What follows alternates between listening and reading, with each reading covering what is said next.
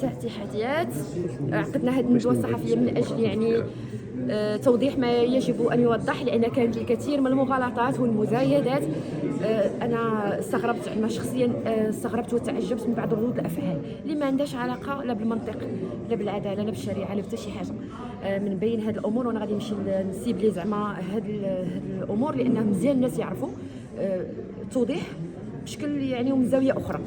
دابا شخص يجي كيقول لك ما بقيناش غنتزوجوا. الا كان الزواج عندك هو انك تعيش في واحد الاسره اللي فيها واحد الطرف بدون حقوق، حسب بالقهر، حسب بالظلم، وانت كترتاح في هذه الوضعيه انك تتزوج واحد الانسانه خصها تكون مقهوره ومحقوره باش تكون معك زوجه، هل هذا يرضيك كرجل؟ هل هذا هو مفهوم الزواج عندك؟ بالعكس، خصنا نكونوا مكتملين الحقوق كبشر وكنديروا واحد الشراكه بيناتنا اللي فيها تاسيس واحد المؤسسه مهمه جدا اللي هي مؤسسه الزواج، خليه اساسيه داخل المجتمع، نساهموا في بناء هذا المجتمع بناء ايجابي وصحي.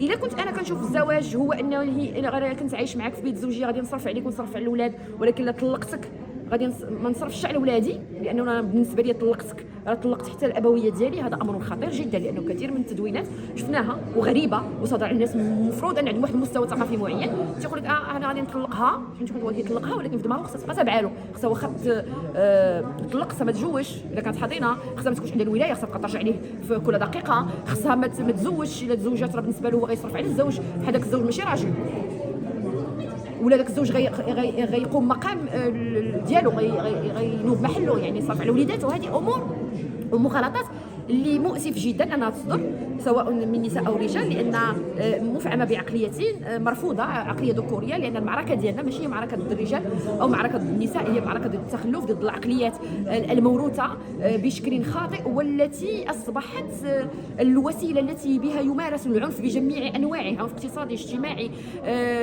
عنف جسدي، نفسي، جنسي ايضا. وهذه من الامور الخطيره جدا اللي ولينا كنتعايشوا معها، ولا كنشوفوا نساء يتعرضن للعنف بسبب النصوص القانونيه الحاليه، لانها كتلقى بانها مثلا بغات تحول الابن ديالها من مدرسه الى مدرسه وتعنف اقتصاديا وتتعرض للابتزاز. كيجي الطريق ديالها يقول لها خصك تعطيني 5000 درهم باش نوقع لك هذه الوثيقه، ولا تعطيني 4000 درهم ولا 3000 درهم باش تمشي تسافر مع ولدك العطله خارج ارض الوطن الى غير ذلك من الامور. اكيد ان النصوص التشريعيه المفترض انها ستكون موضوع عمل مستقبلي من اجل وضع هذه المقترحات في القوالب السليمه، خصها تراعي مجموع الشروط اللي كتوفر العداله للجميع وكتحمي المصالح ديال الطرفين وكتحمي المصلحه الفضلى للاطفال على وجه الاساس. وحنا كازواج او كزوج سواء ذكور او اناث، اباء وامهات، خصنا ما نتخلصوا من الانانيه، نفكروا في وليداتنا بالاساس، والا ما نولدوهمش. ما يجيش شي حد يقول لك انا لا علاش غتحكم عليا المحكمه، انا كنشتغل 2500 درهم. يمكن لك تتزوج وما تولدش، او لا تولد واحد، ولكن تجي تقول ما نصرفش والمراه تحمل المسؤوليه بوحدها، هذا الشيء ما بغاه لا ربي ولا عبده. هذا الشيء راه باطل، هذا الشيء ما عمره كان تيدخل المنطق باش نناقشوه اليوم.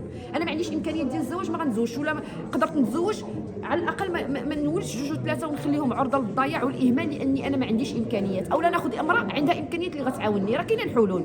كيف ما امراه كتقدر تاخذ راجل عنده امكانيات باش يعاونها، دونك الحلول ممكنه.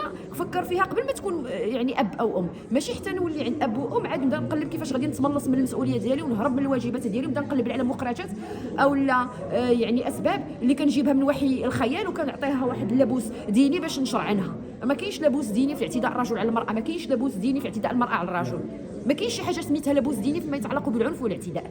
الدين والشريعه الاسلاميه فيهم سماحه، فيهم الحب، فيهم الموده، فيهم الاحترام، ما فيهمش هاد السلوكيات اللي خارجه على النسق الاخلاقي. وبالتالي حنا كنقولوا بان اللي هما متخلقين ما محتاجينش القانون في الاساس، وما كاينلاش يدخلوا في هذه المعارك. الناس اللي هما عارفين راسهم غيخالفوا القانون خايفين منه، لانهم اصلا عندهم النيه السيئه والزواج بالنيه والحرث بالنيه. شكرا. جمعيه وعضوة منظمه نساء الاتحاديات، مدونة الأسرة.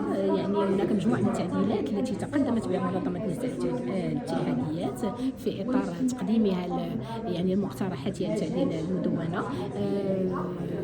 نتمن مجمل التعديلات التي أتت، نتمن مثلا ضمان حق المحظون في السكن، نتمن تقدير العمل المنزلي، نتمن كذلك تقييد التعدد، وإن كنا كنا في المطالب أننا ننادي بإلغائه وليس فقط تقييده. كنا نتمنى أن يتم الإلغاء التام لزواج القاصرات، ليس فقط تحديده 17 سنة، ولكن الهبة أيضا، الهبة بالنسبة للوارثات، البنات الوارثات شيء جيد. الوصية إقرارها والهبة بالنسبة للزواج بين المسلمين وغير المسلمين. إذا هناك مجموعة كنا نتمنى أن تكون الجرأة أكبر على مستوى الخبرة الجينية في تحديد النسب.